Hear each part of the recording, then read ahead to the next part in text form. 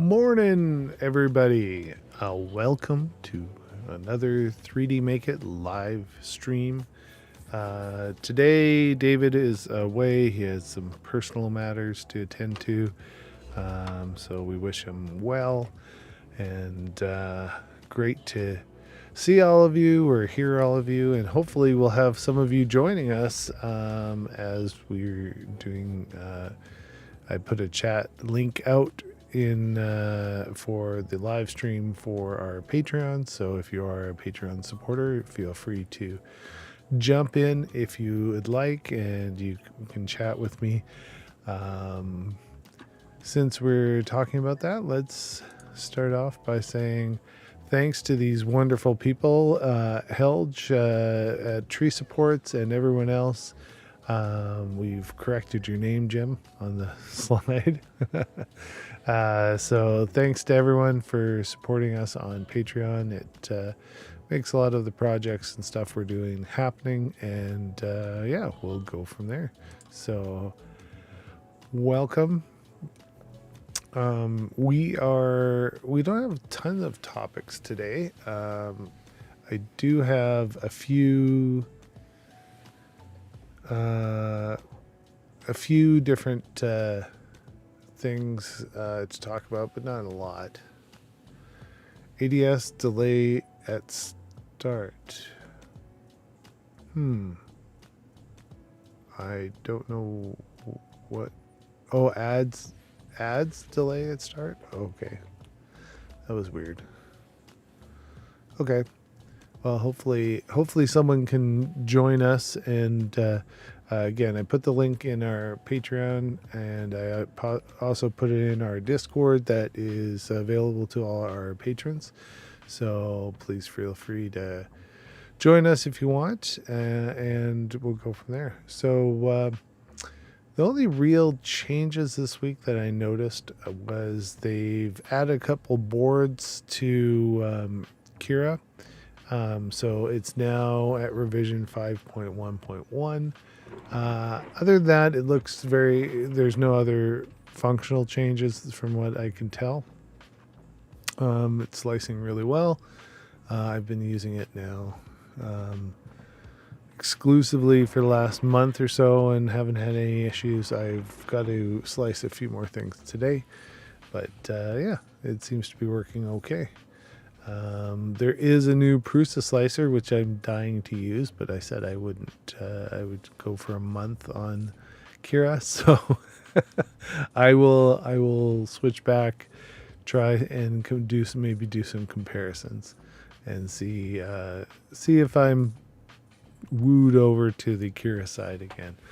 But I'm back and forth. I'm not in one. My foot's not in one camp or the other. I'm firmly seated in both, because there's some things that each one does that's a little bit better than the other. So yeah. So I see Dominic is in chat. Hello, Dominic. And I haven't seen anyone else show up quite yet. I'm sorry for the past couple weeks. We've had school start up, and that is always pretty disruptive for our schedules, because we're busy running around either doing stuff in the schools or running our kids to different events and whatnot. So this is the first Sunday that we've got to be able to actually do some stuff, and then David couldn't be here. So, but other than that, there weren't any updates to Marlin. It looks like they're sitting at the same version we were at a couple weeks ago, which if I look at my show notes was 2.1.1, and on their GitHub I'm not seeing any changes as well. So there's a plugin for Cura that allows you to skip machines and templates so that you don't use from loading at startup. It speeds up quite a bit. Oh, all right. I will have to have a look at that. Mind you, mine loaded fairly quickly.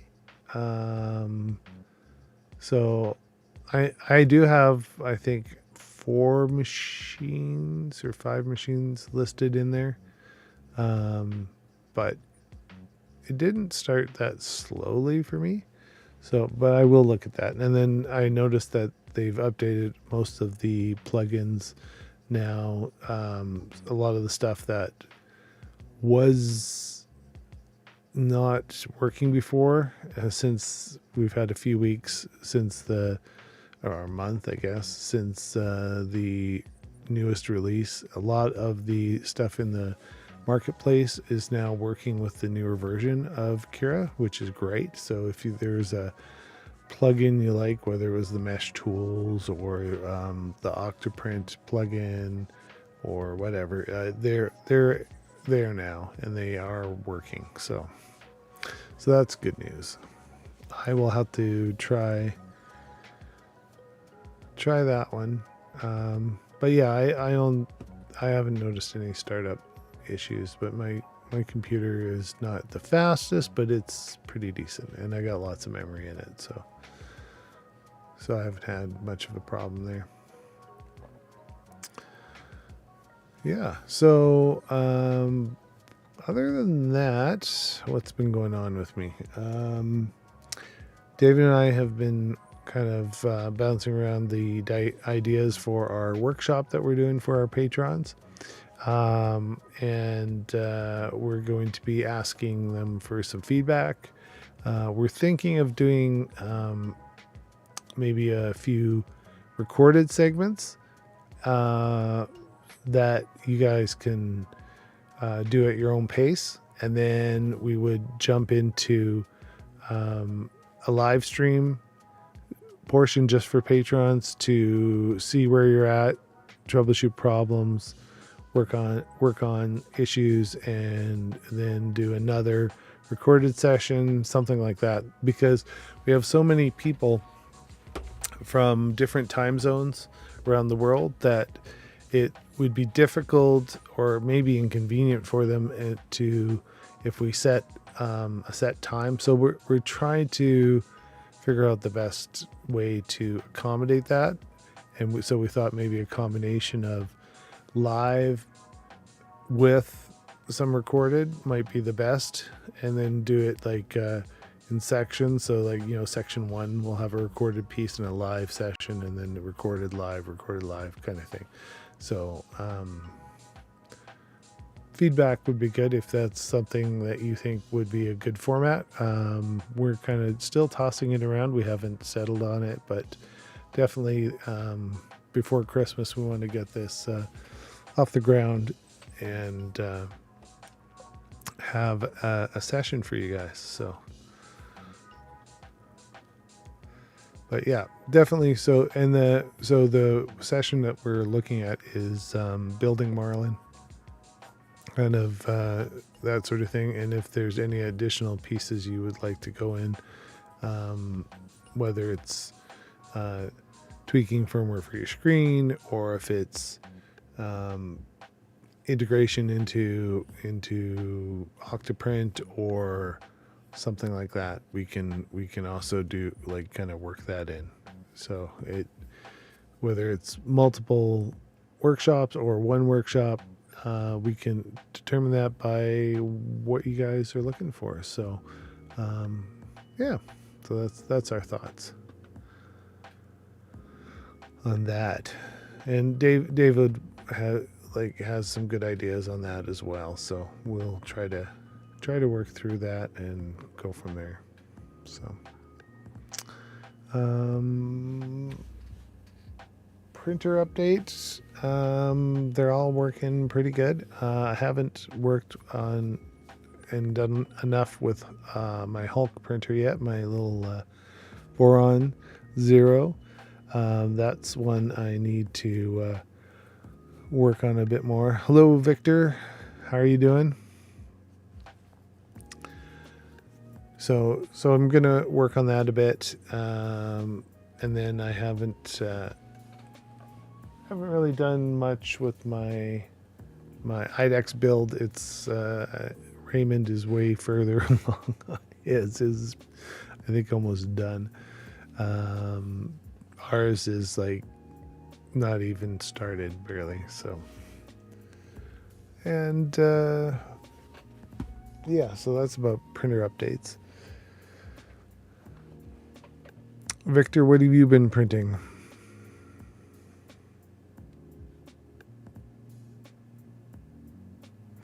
I'm doing all right. David had a family emergency. Well, not emergency, but a family thing to attend to. So he's away today. And so, yeah. So what have you been printing? Trying PTG too fast? Yeah. So are you getting the lots of wispy strings on it, or is it just normal? And Dominic, what are you printing? Are you printing anything right now?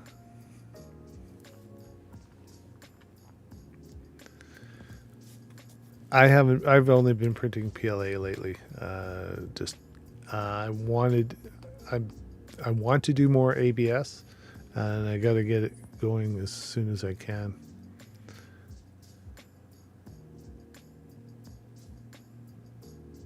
Watertight prints. Oh, I've never attempted that, so I don't really have any good advice on that. You really need to get the bonds between the layers really good. So you may have to, raise the temperature a bit.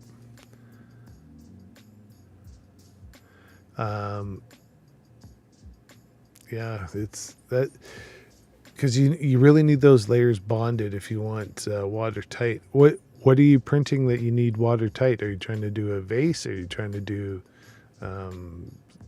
something else? Just curious now. You piqued my interest. Inspiration. You need some inspiration, Dominic. Well, I hear you. I've only been doing kind of prints when I need them lately. I haven't been just printing anything. I think I showed this off. I'm doing this is a 18650 battery holder, and so I've been kind of working on a few things there in relation to some battery stuff and whatnot. So I haven't really. That's kind of the design side is what I've been looking at is designing some cases and whatnot, but nothing groundbreaking, no super creative inspiration here either. I want to work on my CNC machine too, but the weather's starting to get colder, and I haven't had the motivation to get out there and clean up the garage to make the space to do it.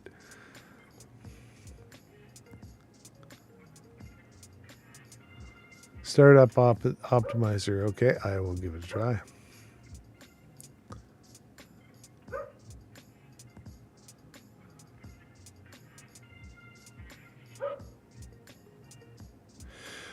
Okay, so is it like seeds to start seedlings? Is that the kind of thing?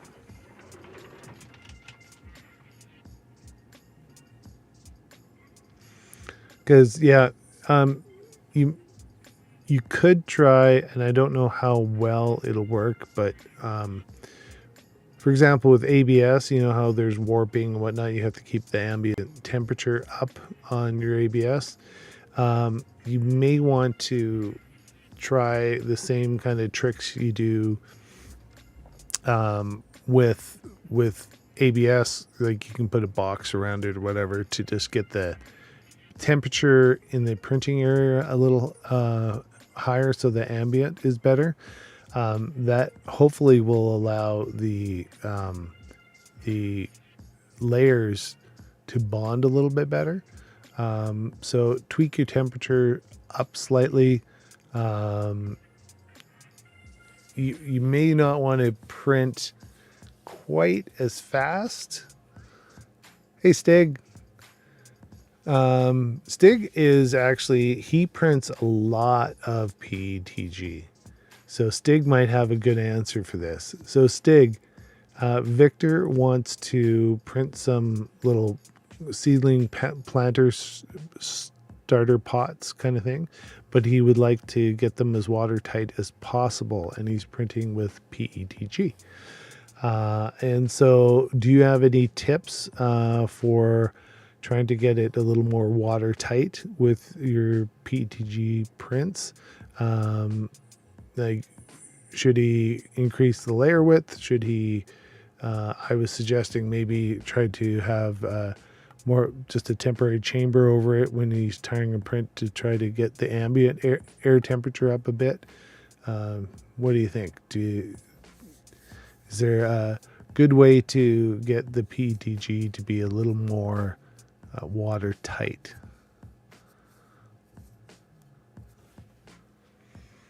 Hopefully Stig will have an answer for you, Victor, because he's the PETG king. He almost exclusively uses PETG.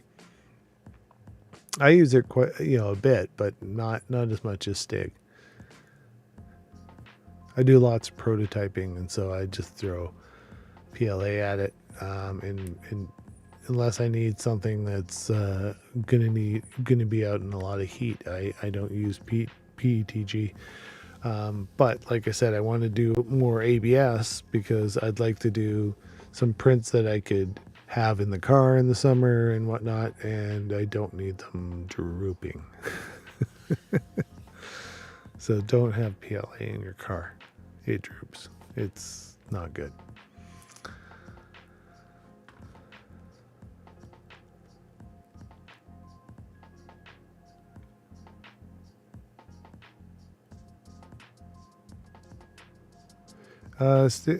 Stig says usually print PETG with a 0.6 nozzle and a 0.66.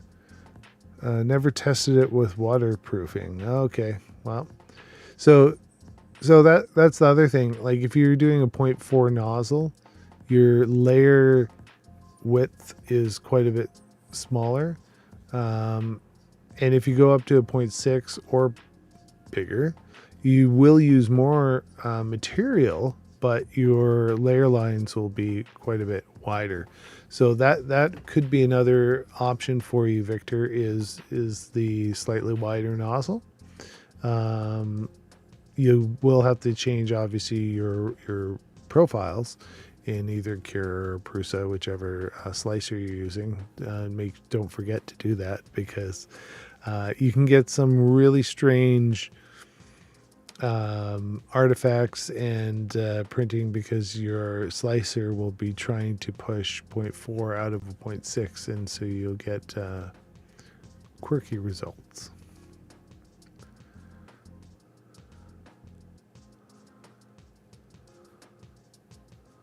Oh, you already are using 0.6.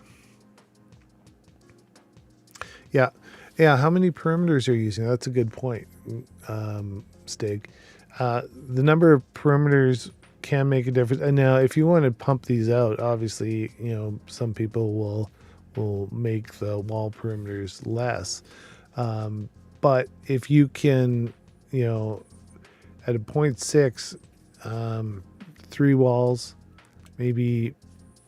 I don't know how strong you need it to be, really, rigidly, but that might help quite a bit.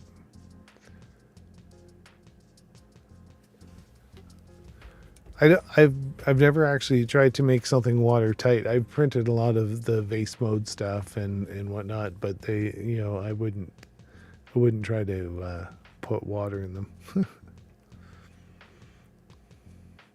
3 walls. So you're doing 2 walls now, Victor?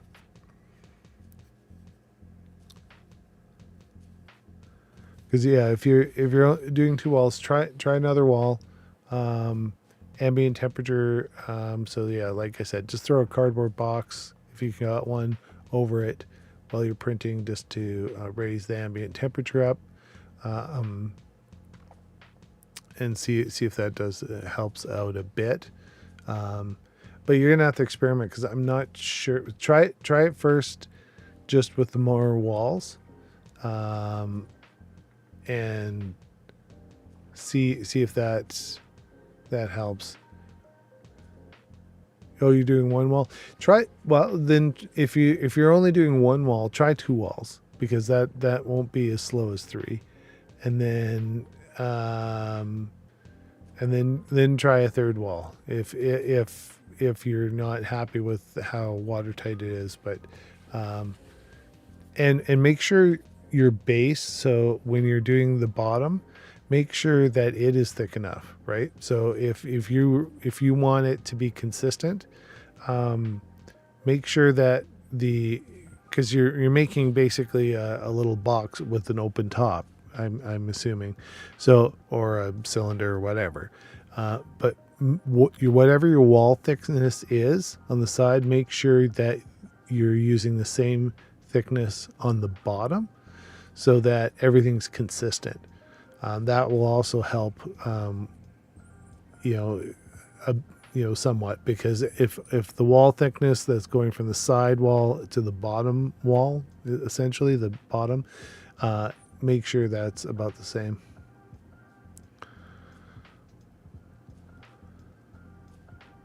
Yeah, Stig pushes the speed limits. He likes going for the tickets. So does David. David loves printing as fast as possible. So, but definitely, like, I assume you want to pump out as many of these as possible. So, try 2 walls first, and then like I said, make sure the bottom is the same thickness as your walls, and Stig also says, make sure your PETG is dry. If it is wet, you could get some popping, bubbling, and inconsistency on the layer adhesion. So definitely, if you can make sure it's either a fresh roll or you've got lots of desiccant in there, and if you have a dehydrator, dry it out a bit before you start printing. That can also help. So there's all these little things that you gotta watch for when you're printing. At least you're not doing something like nylon. Oh man, you open up nylon, and it just starts wicking up the water from the air. So now I think you said you're in Mexico, so hopefully the environment is a little drier where you are, unless you're right by the ocean. I guess that could be problematic. But if you are in a drier part of Mexico, then that could be helpful to your printing as well.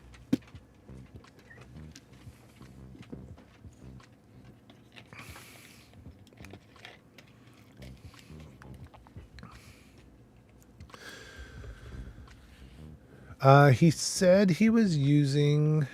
What printer did... Artillery X2 is what he's printing with. Direct drive. Yeah, stay away from nylon or the carbons unless you absolutely need it for a strength print. You'll need a heated chamber. There's a lot more work to printing that stuff. I have no need to print that stuff right now, so I haven't, because you would really need a good heated enclosure, to print that stuff. And it'll bond really well, so you'll have to have like a layer of material between your bed and the print, so that it doesn't bond to your glass on your bed or whatever material you're using for your bed. So there's lots of things to watch out for when you're printing that stuff. So I avoid it right now, because that's just not not my thing. I like the prototyping. I like the functional prints, but I'm not building robotic gears for a battle bot or something like that. So I don't need the carbon nylon blends or anything like that. So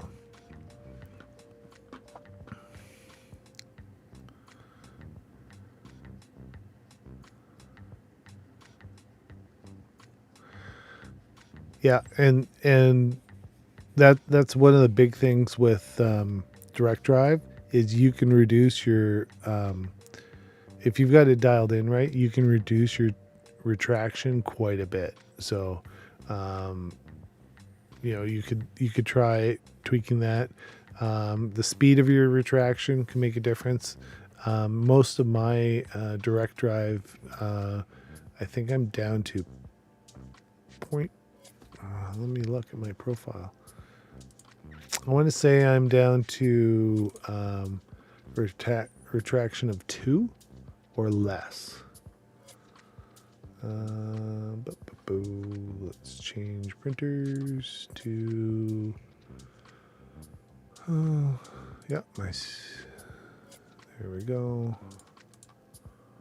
And I'm just having a quick look here to see what my retraction is.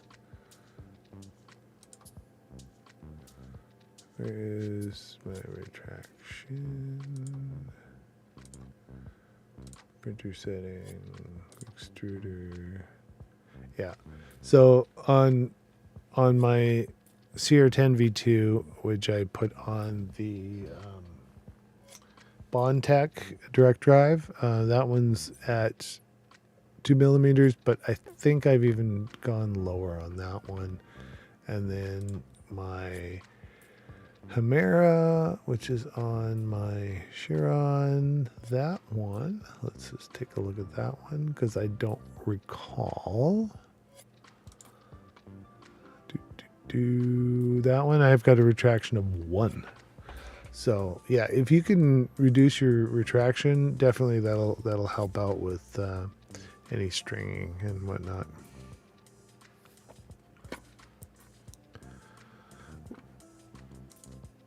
But it wasn't really stringing.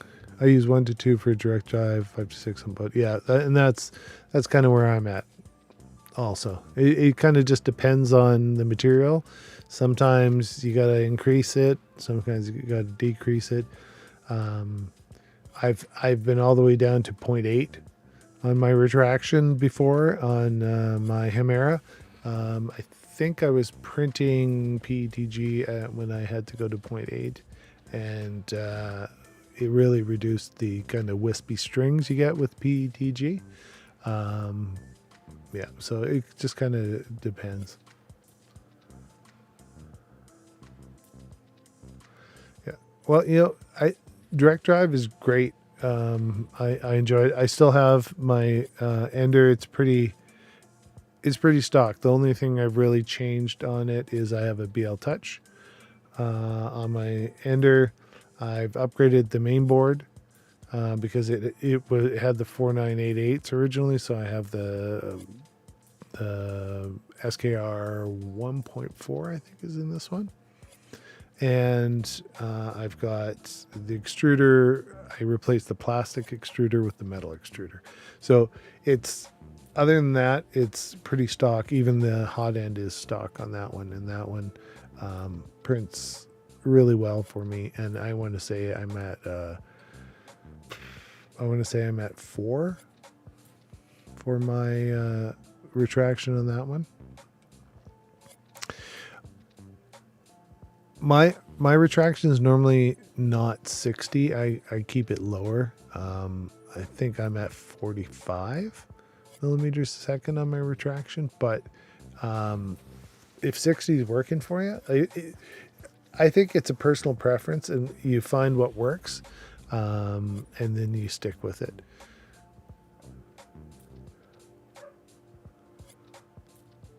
Yeah, Stig has modded all his his Enders. Didn't you have an Ender You have other ones other than the Ender 3s, don't you, Stick? Did you have an Ender 5? Can't remember. But yeah, the having the playing with retraction's always good. But I think increasing your walls is going to help, and making sure that you're consistent between the top and bottom layers. Yeah, for sure.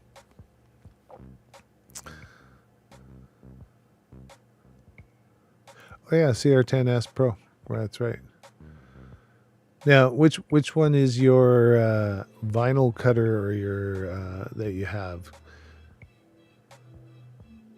I don't print resin. David does. He has a resin printer. We have one at work. A colleague is using it right now. I just don't have the right environment for it at home. I'm right behind me. Behind that blue is our furnace room, so the fumes would go all over the house if I had it down here. So it's not really the right environment here to have a resin printer in my house. So I need a different vented type room before I can print resin, and I don't really have a desire to kind of deal with all the washing and the chemicals and whatnot. I like popping my print off and being able to use it right away. The curing and all the extra stuff is just not my big thing. Yeah, it was your Ender 3 Pro that you modified with the vinyl cutter. That's right.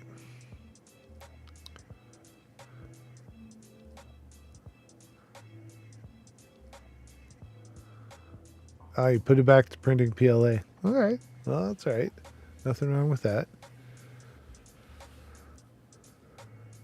And you're fully settled now into your new place, Stig, and got your internet all sorted out? Stig moved a month or two back, and so he was still settling in the last time we chatted.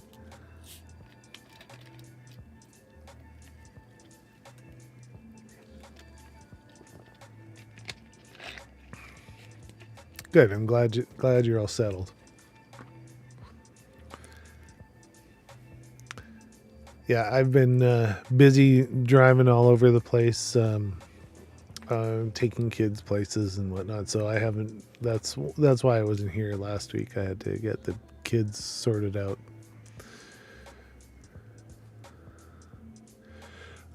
Dominic says, I find Petg prints well with part cooling fans set to about 20 to 40%. Does that make sense? Or am I deluded? No, either 20 to 40 or even less. Sometimes off helps. Stig, like I said, is the professional at Petg, but definitely too much cooling is not great on Petg. And if you're printing ABS, 0.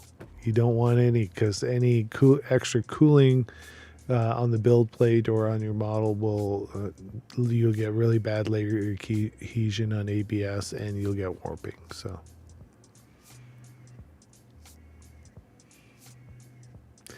20% based on print speed. Yep. So if you are printing really fast, is it 20%, or is it, if you're printing slow, it's 20%? Yeah. Which times do you leave your fan off? Is it when it's fast or slow?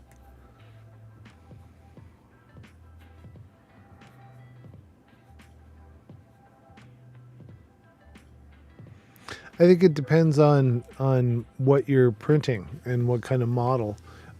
If you're printing, let's say, a box with a long side and maybe some short sides, then you want to adjust that. So if you're printing a small figurine, for example, then that's going to change it, because the amount of time your nozzle is on each layer is going to be less.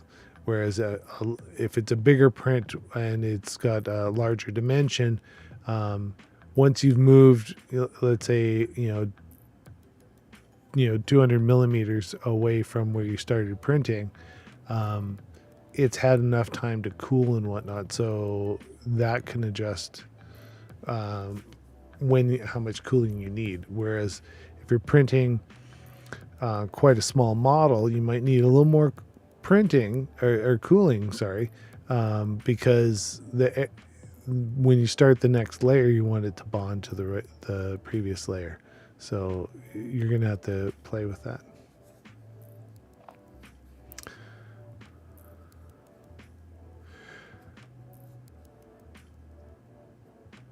Yeah, so Stig confirms it. So fans off at slow speeds or big prints, right?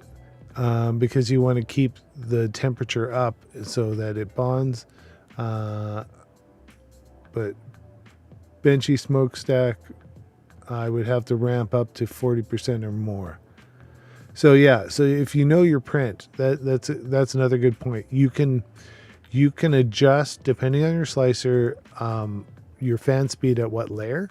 So you can put some scripts in and whatnot. So like he was saying, Stig was saying, was like the smokestack it prints quite fast. So you would want on the smokestack. Oh, what happened to my audio? Wait. Hopefully my audio sounds all right for you guys. It went funny in my ear. But yeah, so just be aware that the smaller, quicker movements for quicker layers on the smokestack, you could set at that layer to increase your printing. Hey, Gary. Somehow my left ear just went out and I can't hear anything in it, and I'm not sure if that's just my ear or no, it's my headphone. I'm not sure what happened. Hopefully everyone can hear me okay. Oh, good. Audio's fine, Dominic says. So I don't know what just happened. That was really weird. It just dynamically changed. Maybe I got an update that I didn't know about. Gary, what have you been printing lately? We've been talking a lot of Petg today. And questions about surface quality and fan speeds and retraction about while printing Petg.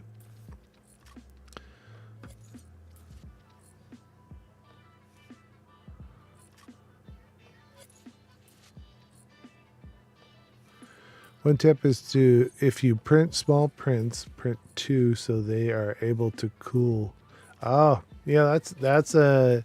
So yeah, if your seedling containers are fairly small, printing 2 separated apart on the print bed allows the previous one to cool a bit before you add the next layer. So that's not a bad idea.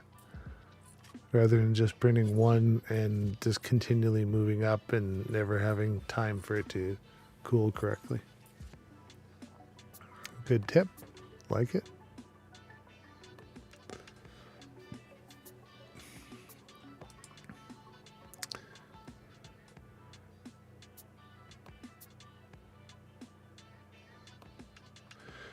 So a lot of them at the same time. So I would experiment. Try one, get your settings tweaked on the one, make sure the layer thickness on the bottom and the sides is good. See how watertight it is for you, and then try printing 2 and see if you have to adjust your cooling when you print 2. whether you have to drop your cooling down or whatnot, or crank it up a little bit, you'll have to experiment a little bit, and then maybe go up to 4, and then slowly ramp it up to find out kind of your sweet spot, because you might find that the quality of printing 4 is better than printing 6, right? At once.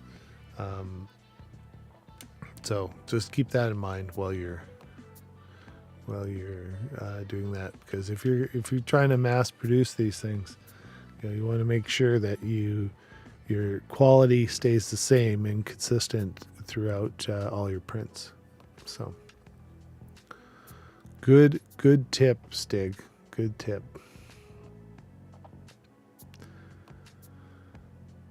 Alrighty.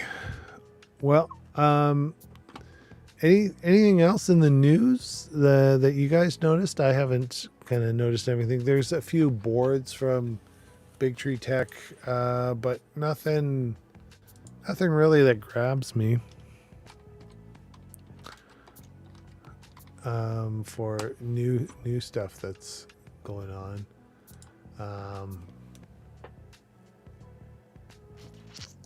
They got a lot of Pi stuff for their. They have their Raspberry Pi compute module clone that they use, and they have got a bunch of boards for that. We've talked about that in the past. So a lot of Clipper compatible boards, but nothing groundbreaking. I haven't seen anything, and it could be because we're still in a bit of a chip shortage, that there hasn't been all that much innovation yet on that. Availability of product has been a little bit better, but I haven't ordered any big boards lately, so.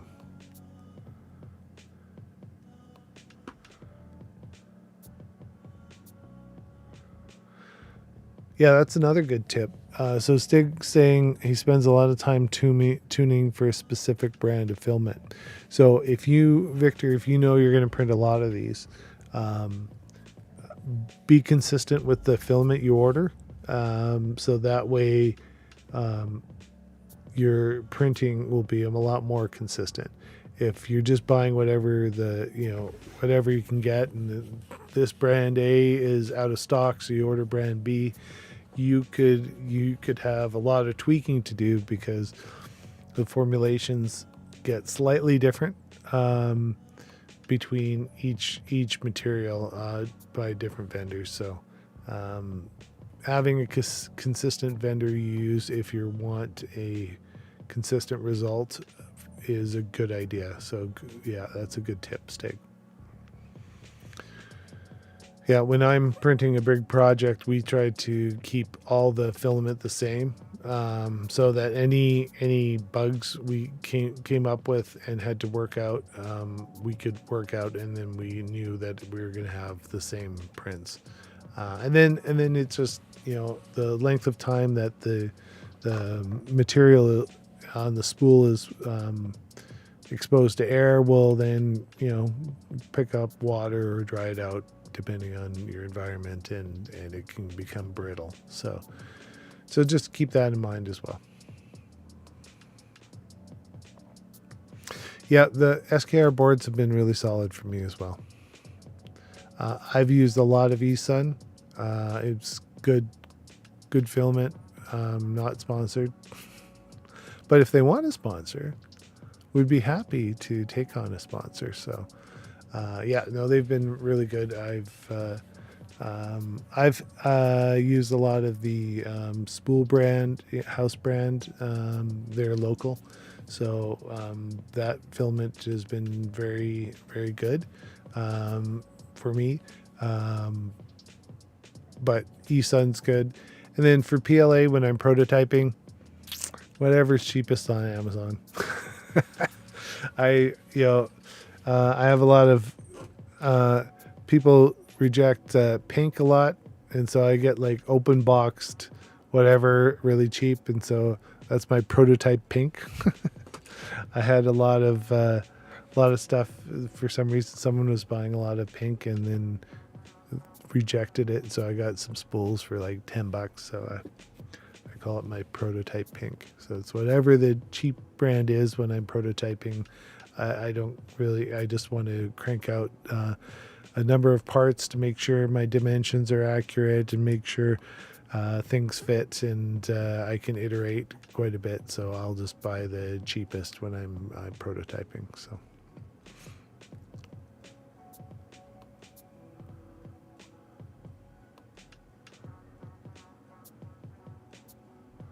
Yep.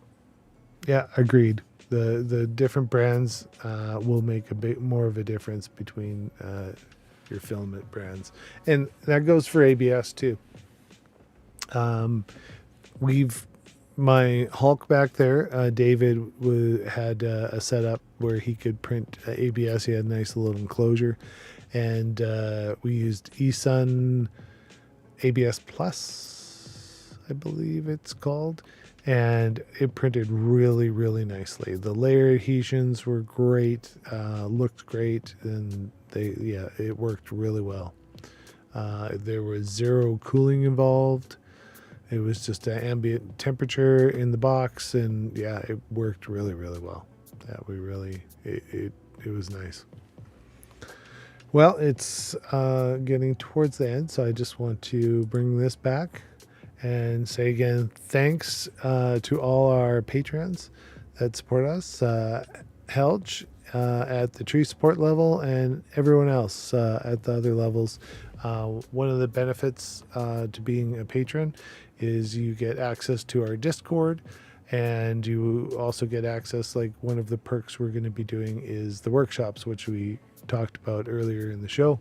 We're doing some workshops on Marlin. We're just working out the format now for our patrons, and you'll be able to access those workshops. We're talking about having a recorded piece and then a live piece to follow the recorded piece, so that way you guys have some time to do the workshop piece, and then we can discuss it if you're having problems in Discord, and then have a live follow-up and Q&A to go over any tips, tricks, and things that you have done. So again, thanks to everyone who's a supporter. It helps us out, helps us do things like the workshops that are coming up on our channel and whatnot. And like I said, today I did put a link out in our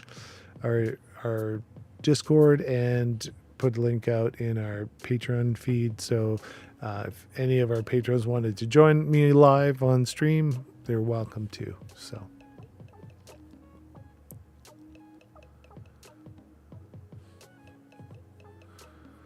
Yeah. So, and that's pretty consistent. If you're gonna manufacture something and whatnot, you'll typically dedicate a printer to the type of material and the type of project you're doing, and then it's tweaked for that. And then if you're going to print ABS, you're going to use printer B. If you're going to use Petg, you're going to print printer A, that sort of thing. And then printer C could be your PLA. So it just kind of depends. Switching on the same printer, you can still do that, and a lot of people do. Like I do have different profiles in my Prusa and Cura for the different materials.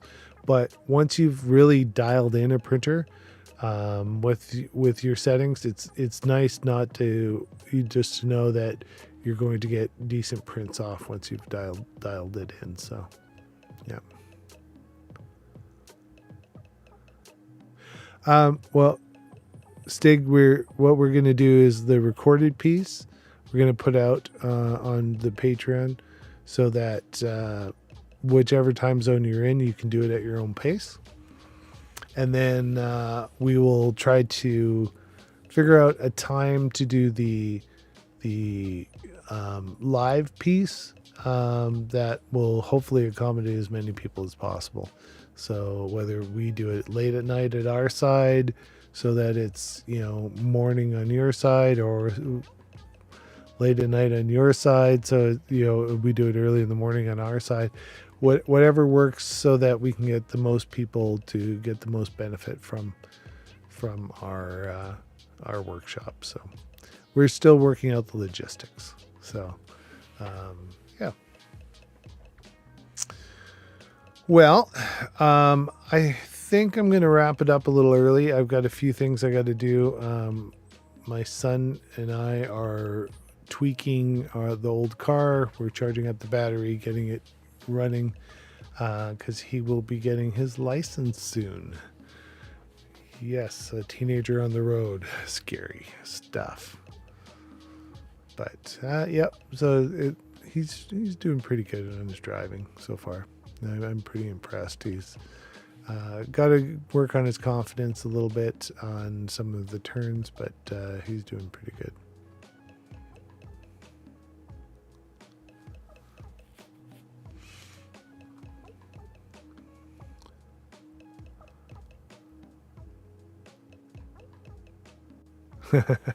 Well, I'm glad you can adjust to any time we throw at you. So we'll try. We'll have more information coming up. We're just working out the formatting of it and whatnot. So anyway, thanks for everyone.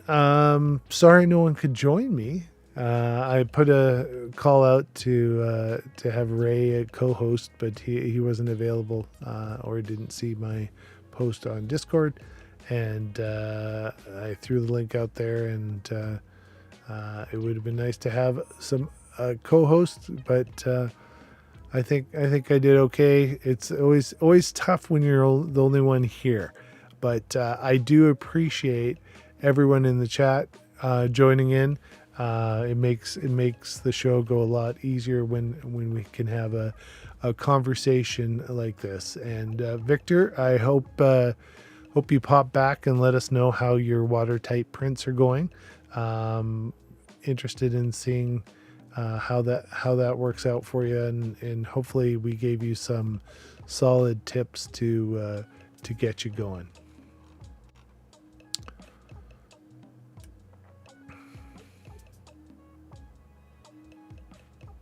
All right. Well, that sounds good.